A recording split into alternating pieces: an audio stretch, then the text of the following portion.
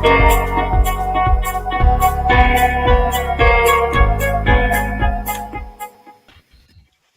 everyone.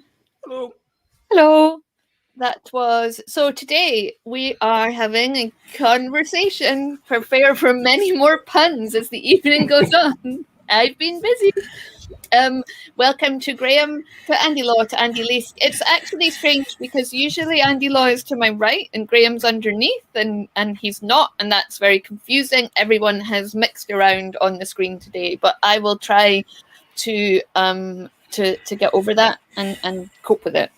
Hi to everyone watching live on YouTube and on Twitch, and hello to everyone watching afterwards on our replay. Seagoat first again. So the competition has been won one more week by Seagoat. Right, so shall we get started on cons? So I think you'll all agree that 20 and 21 were largely no goes for cons. So let's start our conversation. So who's starting off this week? Well, I have a quick jump in. This one started off actually with us behind the scenes because we've all been discussing what we intend to do with cons over the course of the next months, 2 years, and exactly how we're going to have a Rookery presence at these things. And in particular, this week or the week before, UK Games Expo had their lovely little post online saying that their cons are going forward right now at the end of the month, and that they were going to be following the government of, well, Westminster's recommendations, which were, you don't need to worry about masks, but you should. And you don't need to worry about necessarily being tested, but you should. But we are not actually putting a law down for that in terms of what the con is suggesting. And we all looked at that and raised an eyebrow and went, really? So the conversation for us started there when behind the scenes, which is why we're bringing it forward as a topic of conversation to everybody. That's not just what do we want to do, but what about yourselves in your current situations at home when you see a con saying, yep, everyone's welcome. The doors are open. Come on in. Does that fill you with confidence? Are you ready for that? Or are you personally sitting at home going, I don't think so. So it's not just about what we want to do. It's also we're very interested to see what you think out there as well. And also, Seagoat has said, I attended 2 online con alternatives during lockdown. We will come to that later on. So if anyone's got any thoughts, any good experiences at online cons, let us know. Zoltana says the same thing. There's been several online cons. And I have one last thing to say. Yes, it is, as mentioned by Seagoat there, Andy 2.0. I have been shorn. I no longer have the beard that rolls down like an ocean. I am what I am. I'm like the new intern version of Andy. Younger and fresher of face. So let's put that aside and move back to the topic at hand. So Tristan says, I've never attended game conventions prior to lockdown. The hiatus was long. It's been a really long one. And I used to attend cons previously before the whole lockdown hit, pretty much several a year, almost always as staff, very rarely just turning up just to have a look.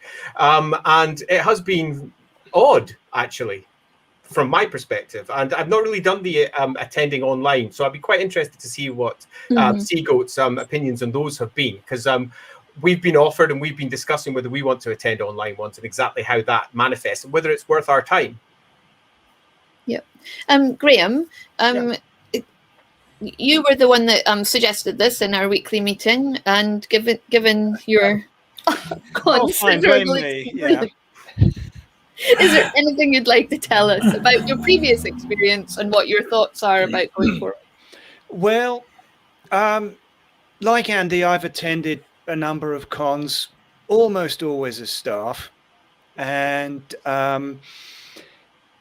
they've always been heaving with people. You know, you always come back with a 2 or 3 day con crud of some description. And times being what they are, this sounds absolutely terrifying. That said, a lot of people have been exploring online alternatives, and I haven't any more than Andy has, but I'd be really interested to hear about people's experience of that. and how it compares to a live con and what's most effective, both for the visitor and for the exhibitor. So that's pretty much why I suggested it, so we could hear from all of you. Yeah.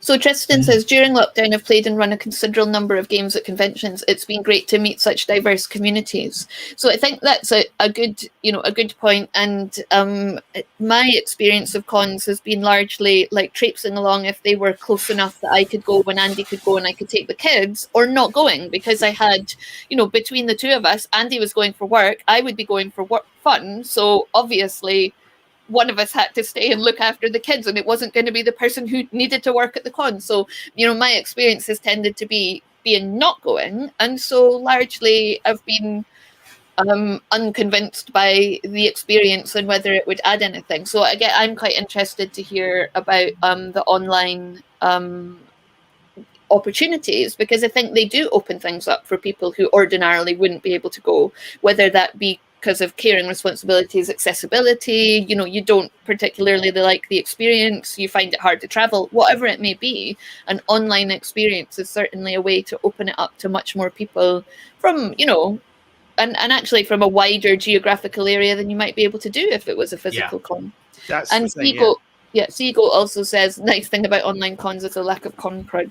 As a family who seem to pick up everything and anything that's going around, I have to say I'm a big fan of reducing my exposure to any form of virus or bacteria. I'm particularly on con crowd as well. I think, as Graham mentioned, in these times, I can't remember a con that I've been to where I haven't come back feeling just a little bit under the weather. And some of them I've come back feeling truly terrible, because there are so many people from often very many different backgrounds, particularly for the larger cons. Smaller cons, that's less of an issue. If it's a local one, say, for example, just Edinburgh, that's rarely anywhere near the difficulty it is for, say, like some of the bigger ones down in England when we're talking about the UK cons, or flying over to Gen Con, where you're meeting people from all over the world who are carrying all their own individual little gribblies, many of which they might be completely immune to because locally they're immune, but you're not, because it's a new gribbly for you, and it sinks in and you get ill. The idea that we, even now when we're at a point where a significant number of people are vaccinated, which doesn't mean immunity, it just means you're vaccinated and are unlikely to hopefully get really ill with it. The idea that we're having cons where everyone's mixing freely just now, for someone who very nearly got taken out by coronavirus, I have perhaps a personal experience here which biases me heavily, but for someone who was almost taken out by it, it kind of terrifies me. And when I saw the recent tweets saying that everything was going ahead, just a part of me went, I kind of curled up. But having said that, I still want to do the con thing because cons are great. Yeah. What about you, Andy, Lise? Yeah, I mean, very similar to Andy. That, in terms of going back to cons, like I'm very keen to do it. Like I want to get out there and meet some of the people that we've kind of met online actually in person. But I don't feel like we're there yet. Certainly not without kind of more mitigations and things. And it's interesting. Like again, much like Andy and Graham, the majority of the cons I've gone as staff, and generally demoing something, and normally a tabletop war game rather than the role playing game stuff. And I've done a lot of those. And so it took me a long time to get that mindset out of my head. I've never really understood the fun of playing like role-playing games at conventions, because the way I play role-playing games is with the group of friends, including you guys, that have been playing for decades. So the idea of sitting down with a bunch of strangers and trying to play that kind of game is totally alien to me. But of course, con games aren't that type of game. It's a different experience. And I'm beginning to get that now. And I think particularly with the fact that what we're doing is system agnostic, one of the most interesting things about that playtest was seeing all the different systems people were using, and actually putting into practice systems that I'd maybe glanced through the book, but reading a role-playing game and playing a role-playing game are not the same. So now what I'm quite keen to do when cons do open up and I feel safe enough to go to them, is actually to try and get some spots playing some systems I've never played before, specifically to try and learn how those new systems work and things like that. And I will say, as Roderick says, in terms of one-shots being good, the one and only good role-playing experience that I have of a kind of role-playing one was run by that way Mr. Law, was a Wifrip second edition role-playing game that he ran at our local convention Compulsion here in Edinburgh, and again it was specifically designed to be a con game, and indeed, without giving away too much, it may have influenced some of our design decisions for what we're doing with the Rookery. So No, May, it did. What lies beneath? Watch this space. One of the great joys of building con games is exactly what was mentioned there. I really quite enjoy them because you can do things that you can't do in a normal session, which includes killing everybody at the end or having people betray, as long as you write it in such a fashion that it doesn't come until the end game. So in terms of ensuring that you've got yourself a full session that's enjoyable for everybody, that's a core component. I'll drop one other thing on the building for cons. One of the things that I did with some of my con games that I was building specifically for cons was I made something that was considered to be, well, you just don't do it with role-playing games. And that was I purposely built in winners and losers. We had competitive role-playing, where people could score points for the things that they did during play, which included an extra 5 points if you died by someone else's hand in one particular game. And having a winner at the end, and they got access to whatever particular book I was there to promote at that particular point. For example, the one Andy played in was in support of Knight's Dark Masters for Warhammer Fantasy Roleplay 2nd edition a long time ago, back when we were a lot younger. To finish on that, I've done pretty much everything from cons. Unlike Andy, I haven't just done most of the wargaming side. I have done that. I've done everything from running games at Games Day for Games Workshop, just to running at local cons.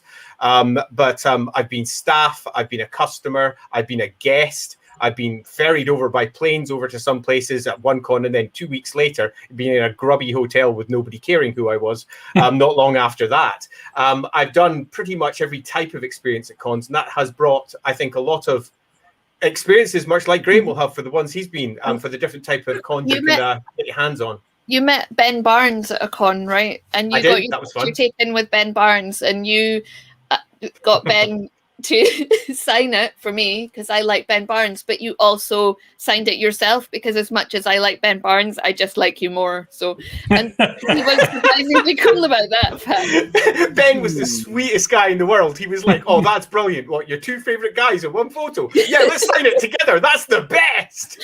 What a nice guy. So Roderick, I do want to get to Roderick's comments. He's an assistant organizer for monthly Minicon in Manchester. Kept going for a while online in 2020, including doing a special one, GrimCon, over a weekend in October. Got a few authors, even organised an online social. But this is the key one I wanted to get to. We've decided not to go back to face-to-face this year because we don't want to exclude people who are shielding, which I think is a really, one of the points that I was making, but more in the context of this year. But one of his colleagues has run out of motivation to organise online games. However, let me see. Roderick and Tristan met at an online con over the last year and wouldn't have been able to if it was in person. Yeah. I think as well, it would be remiss not to mention that there's an environmental aspect of that as well, in terms of the air travel involved. He goes on it. Yeah. Oh, no, that's the biggest personal reason, but it's connected to the environment. And I think like moving forward, we're going to have to see air travel tax significantly higher if we don't all want to die. Bringing in the reality there, but absolutely don't want to give anybody a downer on this Saturday, but we're all going to die. Yeah, it's something that we as the Rookery as well have got some specific decisions to make as the cons begin to open up as well.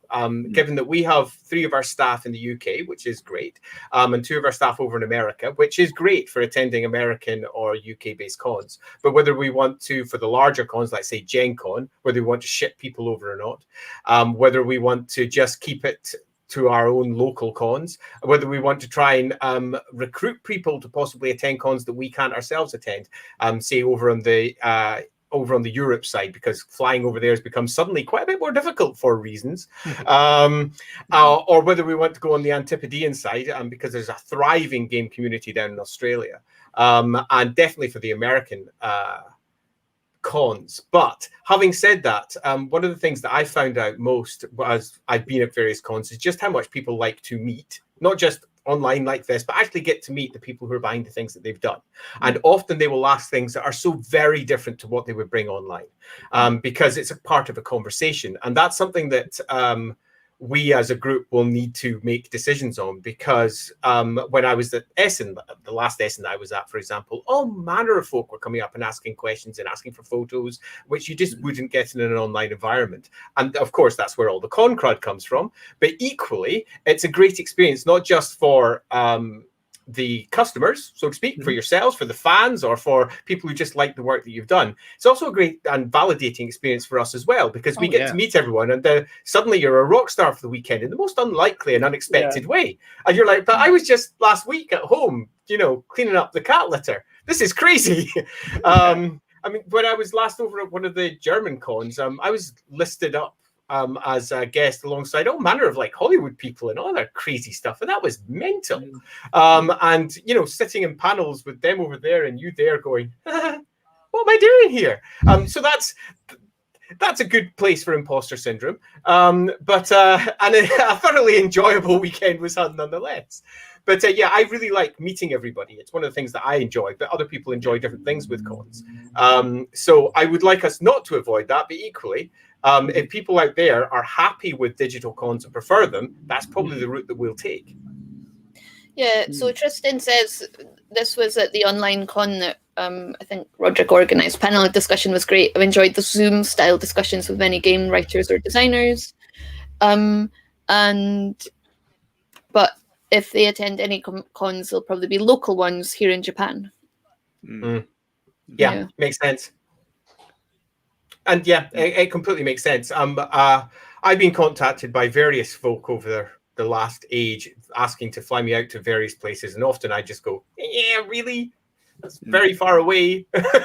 Do I really want to?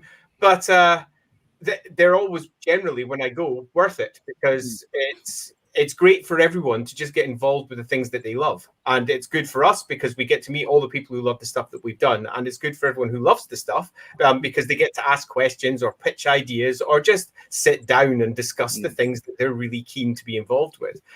So that's something that I'm not sure the digital equivalent completely reflects, but equally, it does bring something to the table that you don't get equally with our face-to-face cons. After all, you can attend from anywhere in the world. I do think that the interns would foment revolution if we went to a con in Japan and they weren't able to come with us. And apparently Roderick says, I hear Call of Cthulhu is the biggest RPG in Japan. Can anyone confirm or deny this fact? I've read something to that effect, but I don't remember it clearly enough to confirm. I remember when I got I remember when you had to go there. I remember when I got my first Japanese translations for work that I'd done through in the post, and I was just blown away. It was Hobby Japan that had done those, and they got in contact and asked for a host of just articles written for the Japanese magazine that they produced. So I sent them over some articles. This is back in Fantasy Roleplay 2nd edition era, and I sent them over some articles about ogres and some articles about other bits and bobs, and got them sent over to me as magazines with, again, all translated into Japanese. And it's just crazy seeing your work in something that looks so very, very different. Yeah, that's true. Tristan says, I don't see the online community disbanding completely. It's transformed play. And Zoltan getting in on the action. Both have their pros and cons. Their cons. Love it. Yeah. I agree that we were just talking about book festivals as well, and obviously like book festivals moved entirely online during the pandemic, and that has proven to be actually quite popular, because often you'll get say the Edinburgh Book Festival. If you get any of the big hitters, kind of really popular authors, their tickets like generally sell out instantly. They have so many people in a queuing system that by the time you get to it, it's total potluck whether you get tickets or not. Whereas doing it online, they can sell theoretically an infinite number. But equally, there is something to be said for people who are in town being able to get there. So I think doing both physical tickets and also virtual tickets for author events makes sense. And it may be that cons do the same thing, that they maybe offer a virtual ticket to attend the panels online, but then also you can get a physical ticket to come along. And I mean, maybe they would do it for games as well. I don't know how that would work, but certainly for panels, it could definitely work practically. Yeah. Now, the online cons are still in their infancy, and you've pointed out some of the shortcomings, and obviously those are going to be addressed over the next few years. Panels, yes, they're much easier to do. Online games, we have ways to do that. Hanging out at the booth and actually chatting to people is the thing. But I saw quite a good solution to that recently. I was at a virtual trade show for the Scandinavian electronic game development industry. And they had an interface almost like an RPG with sort of little virtual, every company had its little virtual tavern with avatars of people. And you could do the hangout and meet thing there. Yeah. I created graphics actually for one computer game company that was doing that. A whole bunch of like orky faces and such like, so that whenever people entered into that booth, their avatar would change into the local booth's version of what it was. So they all arrived looking like whatever they looked like in their little RPG game online, and then ping, they suddenly had orc faces and going her as they moved their way through the course of the con. And apparently it was both a big success as a model and a complete failure, because some aspects of it worked exactly as they hoped and other aspects of it were just incredibly distant and just didn't feel connected. I'm afraid that on the RPG side rather than the electronic gaming side, so to speak, it's always going to lag, because it doesn't have those programmers just sitting there saying, how can we fix and create these solutions? But it wouldn't surprise me if in about 2 or 3 years' time that it starts to get ported over as software packages that you can activate for your particular con. And I think it's something that is going to probably have to happen, because I don't think coronavirus is going away this year or indeed next. And there's going to be people who just don't feel safe again after this, in the same way that there was a big rise of mask wearing over in the East, where it had always been something they were willing to do, but then it became almost compulsory for general life. And in a similar fashion over here, everyone's going, well, maybe I should be doing this something similar. And as Andy Lease pointed out, there are other concerns around travel. Absolutely. Which was the meeting folks? So meeting folks at cons is great. Face to face is easier to approach and chat, as you've got the visual cues. Not so easy online, but can be done all the same. And I've met Seagoat, I believe, in the past at a con or two, and waved at each other, and that was fun. Possibly even took a picture. My memory is fuzzy. That was in London, as I recall. And I agree completely. This is where you meet those Facebook and Twitter friends that you've met once in your life, you friend, and you see their life for the rest of perpetuity. Because you met once back at a con in 1999. And they just sort of hang around and you get to know each other. And I think that's great. The interconnectedness of the gaming events is much more strong when you meet someone face to face. And occasionally you meet them in a bar afterwards and you have a chat or you go for a meal or whatever. And that's something that is definitely lost with the online alternatives. And other creators as well. Like it's good to meet other people working in the industry, because you get ideas, you demo their game, they demo your game, and it's a nice. I'm sort of sitting through, thinking through all my good memories from cons, and very few of them are actually to do with the work reason I was there. It's almost always the peripheral stuff around that. So. And with Will Spain as well, I hate crowds, so the online ones have been less stress. You're not alone in that, particularly now where crowds mean something different, so there's an awful lot more dislike towards them. It's also an investment.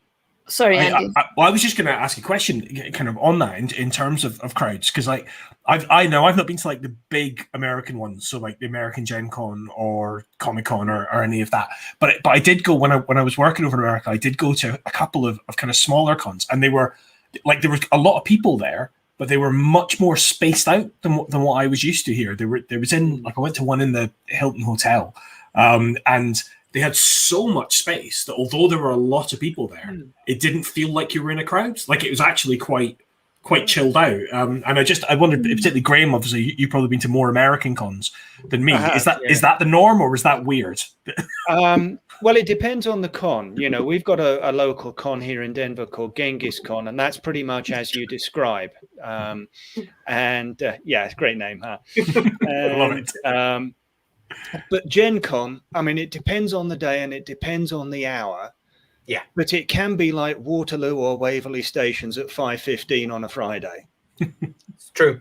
And if you any of the larger cons, a lot of them are really spread out. If you take, for example, Essen, which is again more of a board game con, it's spread over gigantic hangar-sized rooms. Right. But nevertheless, it's neck-to-neck people. Yeah. And often you'll find that, say, for example, a game that Andy and I play quite a lot, X-Wing. The X-Wing demo booths there was around about 50 to 60 of them in little stand-up boxes. And whilst there was quite a bit of space between each one of the little demoing booths for exactly playing your X-Wing game and seeing the new ships, they were nevertheless clogged. And it was quite the experience through in the main game halls. I tend to find, though, that with role-play games conventions in general, because tends to be an awful lot of going away and gaming, or going away and trying out something, or going away to a panel, that it tends to spread out and diversify across the rooms relatively quickly. If the con isn't particularly well timed, you'll find that there'll be an influx of people around lunch times or something similar, as suddenly everyone comes piling out of the rooms, and then suddenly you're looking around going, where the hell did everyone come from? Exactly. And why do I now have 450 people to talk to, where beforehand I was chatting with the same 3 people for the last hour?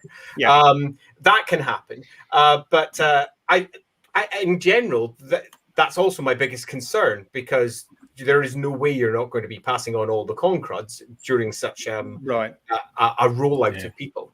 Absolutely. And the thing I find as well with the more crowded cons like Gen Con, I've never been able to play a game at Gen Con, just casually get something demoed to me, because there are so many people there and you have to stand in line for hours, and I've usually got other things I need to be doing.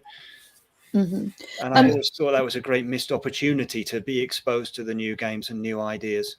Yeah, Tristan was saying that Gen Con games are 5 hours, but Zoltan saying prefer 3 to 4 hours as well. And this is a key one, really hard with audio-only participants and some couples sharing the mic for 2 characters. That's tough. That's just tough. It's hard. Particularly if you're playing a game that involves any character having information that the other characters don't have access to, because it ruins the impact of such an adventure. Because online gaming provides you with all manner of significant bonuses that you can't get at the tabletop, and in the way of sharing information to individual players and keeping things secret, which means that you can do some really interesting Call of Cthulhu or Warhammer or Paranoia, if you want to go down the more humor side style games that have got some real potential backstabby horrors coming at the end, and that's all sorts of fun. But if you're doing that to a game where you've got more than one person sitting on the same camera, or indeed on the same screen, then that's out the window straight away. And if that's what your adventure is predicated on, it's already ruined. So yeah, there are issues. I just to mirror the general feel there, I generally prefer, if I'm running a con game, the 3 to 4 hour slot. There's always an issue at the beginning where you've got that maybe first 20 minutes where there's a bit of shuffling and people getting used to things, meaning that you've got about 2.5 hours, 3 hours in total to get it out. And that's more than enough time to get a well-constructed con scenario in place. Some cons prefer 2 hours for their slots, which I always find a bit crazy. Some prefer 5, which is a good way to sit down, relax, and get into it. But if you're attending a con and you want to see all the other con stuff, you sometimes find that the players get fidgety.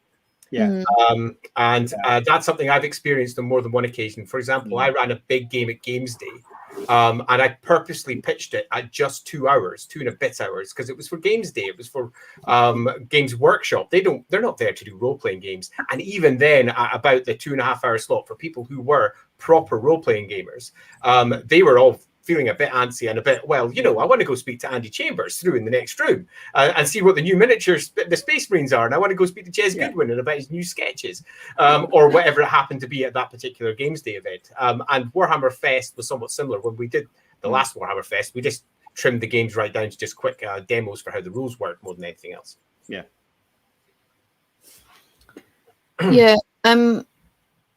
There's quite a lot of chat about the audio only for online play. But Tristan says for online conventions, 3 to 4 hours has proved ideal. Good to know. In terms as well, from the perspective of us building stuff, we've we added a chunk into Ship of Fools for how to present that as a con adventure. It's as its core design, not really designed for that, but with a tweak here or there, it can work as a pretty dang good con adventure, actually. And my headspace was sitting at, I want this done in about 3 to 4 hours. Ugh. How do I do that? And I'm glad that, broadly speaking, that people agree that that's about the right slot, because it's the slot that's always felt most comfortable for me. Yeah, and Zoltan says it's fine with audio only. And maybe audio only is easier when it's people you know already, maybe? That may be the case, yeah.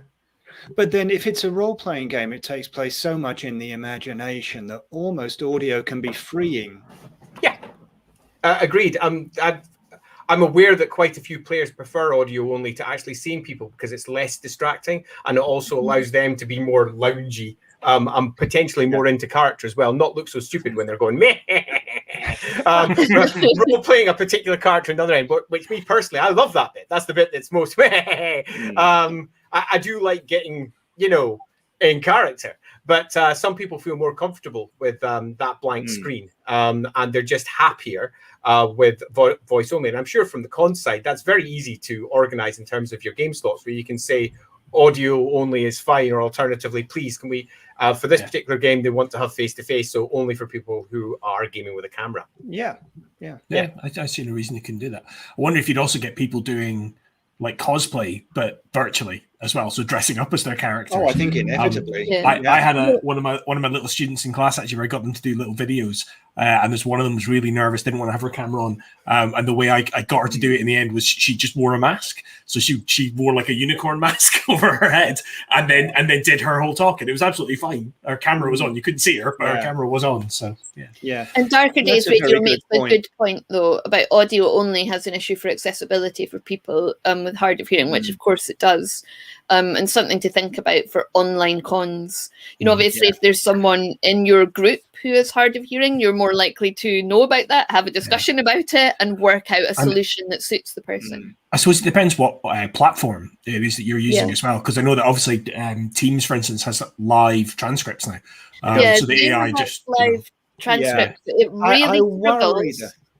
Sorry, Graham, I was just going to say it really struggles with names, and especially names that are not names you would usually encounter. True. It is actually fantasy hilarious. Words will be hard. Yeah. It's going to make for some fun fantasy games. Yeah, that was exactly what I was about to say. Worry about the elvish names and such. Yeah, I mean, they just come out as just like actual mints. Yeah. That's a good Scottish way of putting it. It'll come out like mints. Yeah. It's literally like all minced up, like chopped up into little component parts. It probably. I'm not saying it's not a good phrase, but it's a good Scottish one. I think that's in general, though, the ensuring that you prepare for people who've got various issues with interacting with the media at hand is something that is often forgotten by those who have privilege and those who are used to playing in a particular fashion. If I consider back to, say, just the release of Warhammer Fantasy Roleplay 4, when we released that, we had spent some time making sure that it was pretty good for what we thought was all the various readers that were out there. And then the careers hit.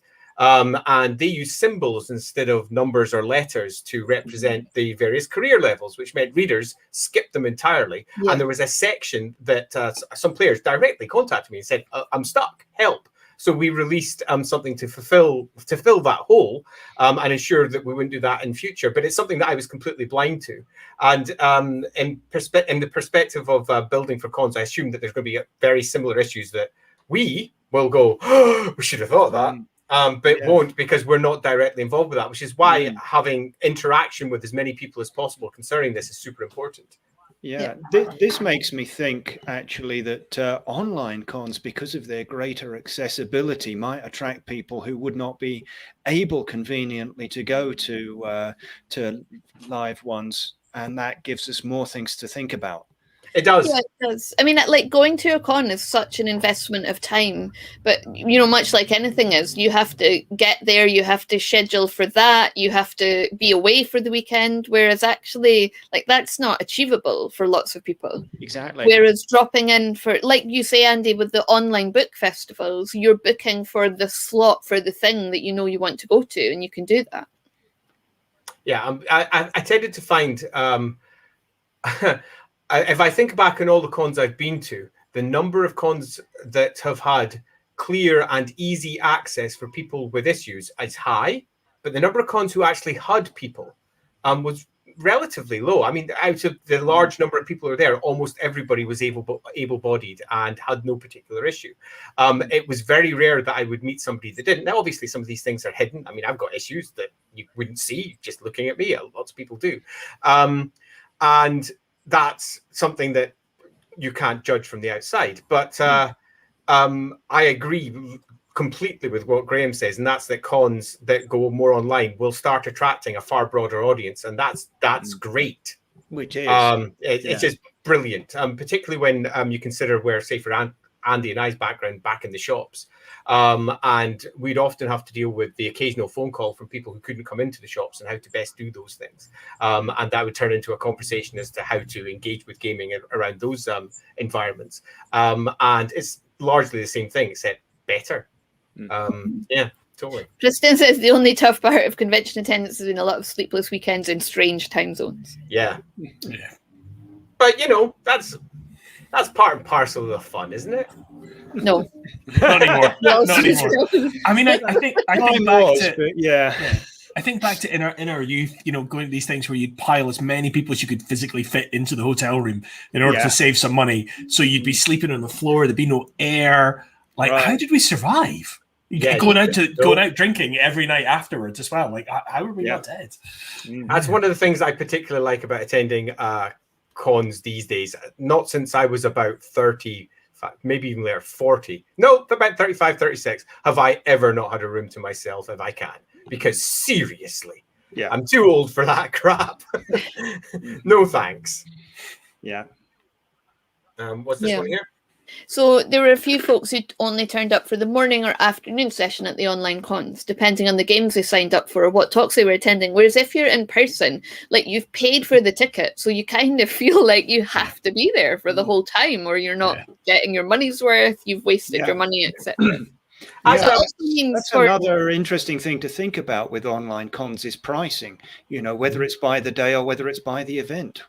Yeah, what I find particularly interesting as well in terms of cons is in almost every single con, not all, but in almost every one I've been to, you have that initial interest as everybody arrives. They tour all the things they want to see. If they've signed up for games or seminars, they attend those. But there just seems to be this big lull. And for some people, that lull can extend for a whole day, where they've paid for the ticket, so they almost feel guilted into staying. And if they've only got one or two things that they're there to see, or if it's a smaller con and there is only one or two things for them to see, there's this big long period where you're not doing anything, where hopefully you're meeting other cool players, hopefully you're meeting some game designers or some staff that you particularly like, but you start doing that repeated tour of the same things again and again. Now, as staff, someone who's attending, this isn't an issue because you're stuck behind a booth. You're speaking to everyone all day, and then you sneak out for your half-hour, 1 hour tour of everything. You feel like you've had the best con in the world. Go back to your booth, and you're super busy again. Where for the average customer, there tends to be significant lulls for some folk. And I'm interested if anyone in the streams has encountered that. Well, so I just want to come back to the point about only attending parts of an online element, though. So that was an issue, a downside, because people were treating the local community as irrelevant, just another cut and paste online con. Yeah. So they only come to play a game run by the person they want to see rather than engaging with the event as a whole. That's very true. Yeah. Yeah. And that would be something I'd be concerned about with the online ones, in the same way that the face-to-face ones, ensuring that everybody's entertained, so to speak, ensuring that there's always things for people to do. And the number of cons that don't particularly feel that particular part well, you get drawn in because of the lure of a particular designer or writer or something similar that you like, you attend, and then you're left feeling, well, I'm now not doing anything for the rest of the day. And that's something that definitely needs to be resolved for some cons and for some people, not everyone. But I've gone to cons where I felt like that. Same. Yeah. Allotment of players to games with star GMs can be a tough issue. Some amazing Excel lottery systems were devised for some of the cons over the last year. Yeah. I don't know why I pronounced Excel like that. Excel. Because you did. And yes, it's an issue, particularly if you've got somebody who's releasing a new game and the con's large. One games day actually I ran quite some time ago. It was the same adventure that Andy played in, that I ran at games day. And I ran that in a far louder, more open way than I normally would run these games. Is that even possible? That is possible. I know I can sometimes be loud. And I stood up as the GM, and I was performative GMing it rather than just speaking to the 6 players that happened to be around the table. And come the big finale of that ridiculous Bride of von Karstein adventure, there was around about 100 people watching on the second run through. And we turned that into a big event, and that was done purely because nobody at something like a games day was really that interested in roleplay because they didn't know what it was. So it was a way of showing them how they could interact with, in this case, the Warhammer world in a different way. But at the same point, it was done because I was only running 2 games that day, and those slots filled up like that. Because they were aware that I was coming.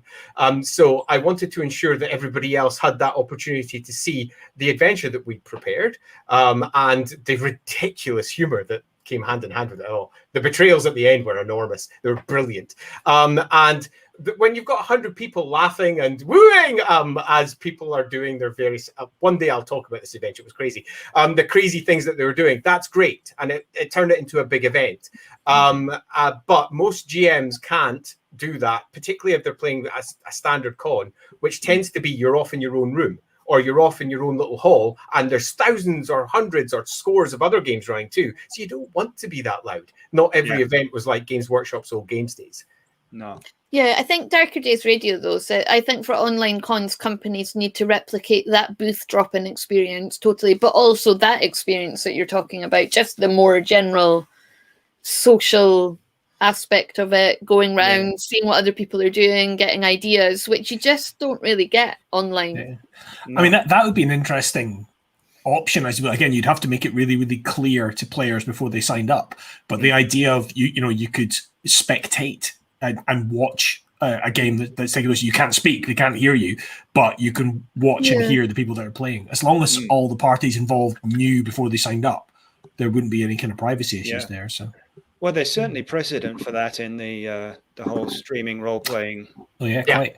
Absolutely. It's very similar to that in many respects. I loosely agree. I think that'd be quite nice, although that would turn some people away from certain games because it would not just impinge upon privacy, it would just make them feel uncomfortable, the idea that there could be someone Well, that's it. You wouldn't have all of them, but I wouldn't be surprised if you had a couple of GMs who were like, oh, this one will be a public one.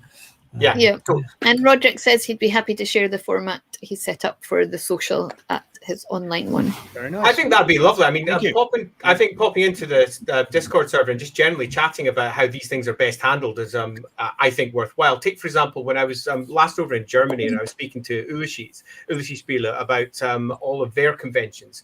They were, to a degree, beginning to dial back from standard convention attendance because they found that their fans of all the games that they were producing were far better served by them just running their own con. And I'm saying this is everything. You can come along, you get access to all the stuff early, you'll get all these things done. And in practice, that turned out to be for the majority of them. There's a big car running by somewhere. That was loud. Vroom! I think that was Lindsay's one catching that. Big con with a focus to one particular company. That worked really well, but they were also, in their case, in a unique position because they were dealing with all the translation of other people's games. Right. So that was also a con for all of those, but they also produced their own ones. So the con focused on those while simultaneously having extras for everything else. But already they were beginning to realize that the larger cons weren't properly servicing what they needed. And possibly it's similarly that the larger cons, beyond just meeting the extra 150, 200 you wouldn't normally meet at a smaller con, or the extra 1,000, 2,000 you would at a bigger one, it's an opportunity to say hello to everyone, but we'd be better served by doing some online versions ourselves, rather than necessarily dialing into everyone else's. I don't know. If part of a con is meeting the designers and panels, isn't this sort of a virtual con right now? Yeah, I'm thinking that earlier. I mean, that's just made me think that actually we're potentially going to be very well set up in the future for running a virtual con. Not only because we do this kind of thing, but because our games are system agnostic. That should make it easy to attract GMs who play lots of different systems. Yeah, totally. And in fact, this point here, I think, is spot on. One of the things that we're doing is we're not being shy about who we are. We're getting out there. We're chatting away. And whilst we are, to a degree, wailing into the darkness to begin with, because we don't have our products out there, we're doing it because we enjoy it. It's fun. And those who come in early, like yourselves, you get a chance to see all of this stuff as it slowly but surely gets put together. And you get to meet us, which I think in this particular time is a good thing. And it also means that when we move towards doing something that's more con-based, we can then provide proper focus. For example, Graham did a really nice Gen Con thing, which I'm now going to pass over to him for, which I think will be up in that direction, which I think is a single example of something that cons do very well that you wouldn't necessarily have on your standard stream. Right, yes. Well, because thank you, Brady. Yeah, I did a little session at Gen Con 2019, I guess it was the last one that was in person, and it was to support Wolfrock 4, and Rough Nights and Hard Days had just come out, and so I just got a bunch of people in a room, and I called it "Whose Night is Rough Anyway?" And the idea was to just have people shout out ideas, and together we'd build one of these multi-plot adventures. I started out by outlining how I did it, and then we picked a location. We threw together some plots. People were shouting out ideas. We were throwing things back and forth and gradually refining them. And by the end of the and I also borrowed a whiteboard from Sandy Peterson, so that was that was a nice thing. And I was writing stuff down, and by the end of it, I had enough notes to eventually put together a thing that Cubicle 7 published called "It's Your Funeral." Yeah, quite. And I think that is a perfect example of some of the things that we can do that are more beyond what we're doing with our streams. We're just generally chatting about all the stuff, what we have done in the past, whether that's attending cons or building con adventures or whatever like this one, or any of the other topics we've covered. We can be a bit more focused on a particular thing, which could be an event. And I think that's definitely something that's worth doing. Yes, Roger, we have talked about this possibility. It may happen. Yeah, and Seagoat says they heard a recording of that one, Graham. It's great. Oh, did you? Oh, did you? Marvelous. Thank you. Graham's like, it was recorded? Yeah, I wasn't because the guy who normally does the recordings, Jeff from the gaming gang, he had another obligation, so I wasn't even aware it had been recorded. If there's a link anywhere, I'd love to have it. Me too, because I was prowling the internet at that point for it, because obviously I was running Warhammer then, and that would have been an awesome thing to have my hands on. In there. Yeah, quite. That would have been brilliant. But I didn't have it, and it would have been really handy, and I'm gutted that someone else was simultaneously delighted that it's out there somewhere. Yeah, there you go. Yes? There was a Yar. Oh, one of the Wolfrock podcasts. That'll be so maybe someone who's in the audience just recorded it. Yeah, the guys from the Old World podcast were there. So it might have been them. Though they never told me. I'm hurt. Yeah. Cheeky. Actually, not hurt, just disappointed. Yeah. Oh, that's worse. That's worse, Graham. Wow. Yeah, and Seagoat's mentioning after this Ship of Fools playtest Twitches, we often did hop onto a video channel for a free-form chat, so we can do that too. Yeah. And that worked really quite well too. But I think that was organised by Roderick, wasn't it? I think so, yeah. Yeah, absolutely. And in some respects, you can almost view many of those things almost like little cons in their own little way. Yeah. Where we've got a particular focus, we're getting involved with it, then we're coming in and chatting about those specific points afterwards. What Rise Beneath will be coming towards its playtest soon. We're going through the layouts for our first actual proper products as well. So wow, that's a thing. We're going to have real stuff for you all to look at soon as well. And they all come hand in hand with loose events that we're organizing. In some respects, you could view all of those like mini con stuff. I mean, we're obviously, as a group of individuals, not at all adverse to looking like idiots and streaming online as and when it crosses the possibility. I mean, I'm quite happy to wail away for hours, as everyone knows.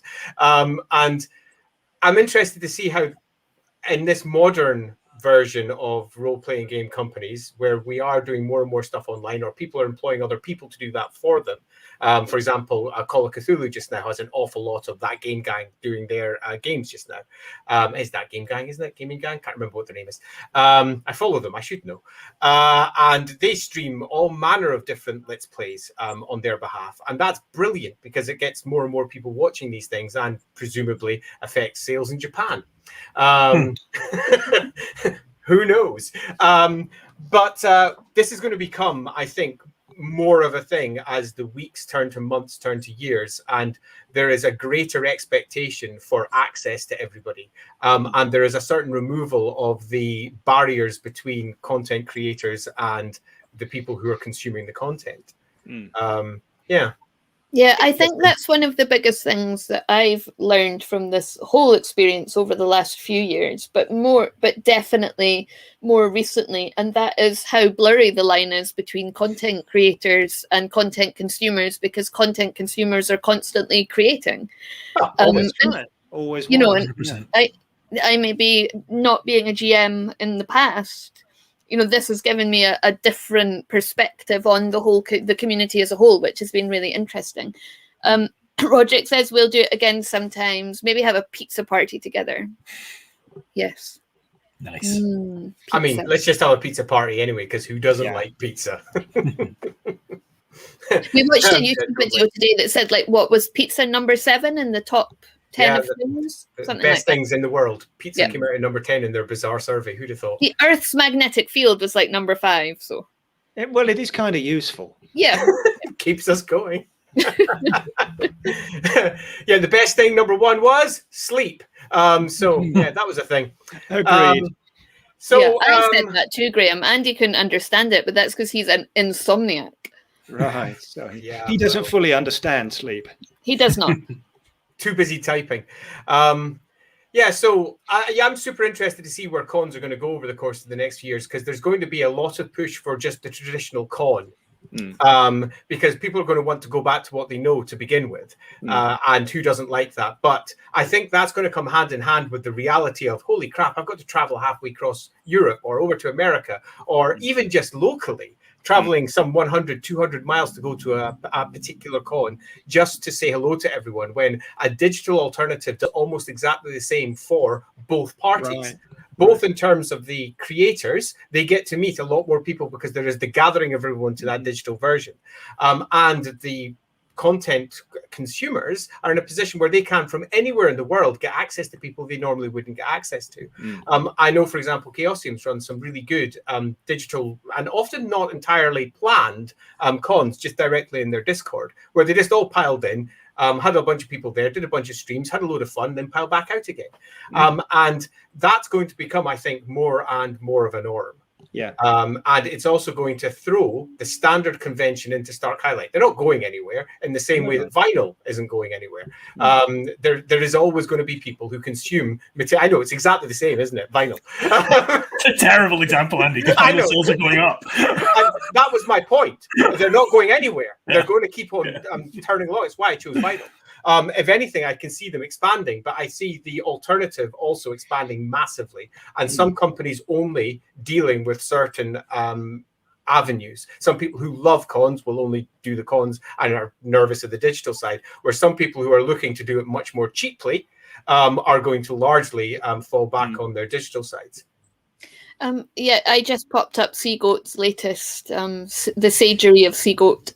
That was Roderick. That wasn't me. Indeed, I was just about to together. say that. Yeah.